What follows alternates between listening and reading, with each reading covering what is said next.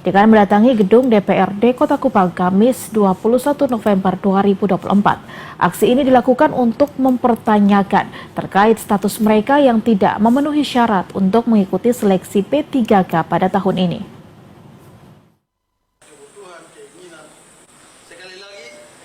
Aksi ini dilakukan untuk memperjuangkan aspirasi dari tenaga honorer kependidikan yang telah mengabdi selama puluhan tahun ini. Mereka berharap pemerintah Kota Kupang dan DPRD Kota Kupang dapat mengusulkan agar pemerintah pusat dapat membuka formasi bagi mereka untuk mengikuti seleksi tes P3K pada gelombang berikutnya.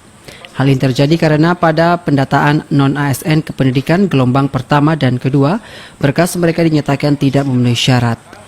Menurut Koordinator Honorer Kependidikan Kota Kupang, Buce Oktavianus Mbatu menjelaskan, sebanyak ratusan orang tenaga honorer kependidikan gelombang pertama dan kedua yang terdata di pangkalan data BKN dinyatakan tidak memenuhi syarat karena selama ini surat kontrak kerja yang mereka terima berada di bawah Dinas Pendidikan Kota Kupang. Selain itu, pembayaran gaji mereka bukan berasal dari dana APBD, melainkan dibayar menggunakan dana bantuan operasional sekolah. Sedangkan dari pendataan non-ASN kependidikan yang bisa diakomodir untuk mengikuti seleksi P3K harus berdasarkan SK Kepala Daerah dan pembayaran gaji berasal dari dana APBD.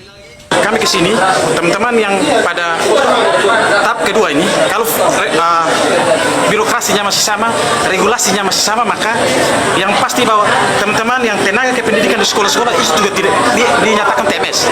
Sehingga kami minta kalau bisa, pemerintah, dalam hal ini pemerintah Kota Kupang, BKD harus membuka formasi untuk teman-teman yang ada di gelombang kedua. Itu. Yang ketiga, kami semua teman-teman yang hadir di sini, kalau bisa kami diperjuangkan untuk kalau bisa ada gelombang ketiga untuk kami.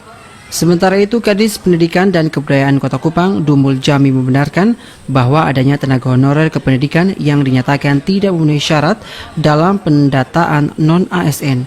Ia juga telah mengadakan rapat bersama tenaga guru non-ASN kependidikan dan untuk sementara ini sedang melakukan komunikasi dengan Komisi 4 DPRD Kota Kupang. Mereka bersurat ke Presiden sampai ke Wali Kota Kupang dan DPR Kota Kupang, sehingga saya pikir memang perlu mendapat perhatian khusus dari pemerintah pusat sehingga teman-teman yang sudah dinyatakan TMS itu mereka bisa mengikuti tes kembali, mengikuti proses tes di tahap 2 ini. Dari Kota Kupang, Kristo Dapo, TVRI NTT.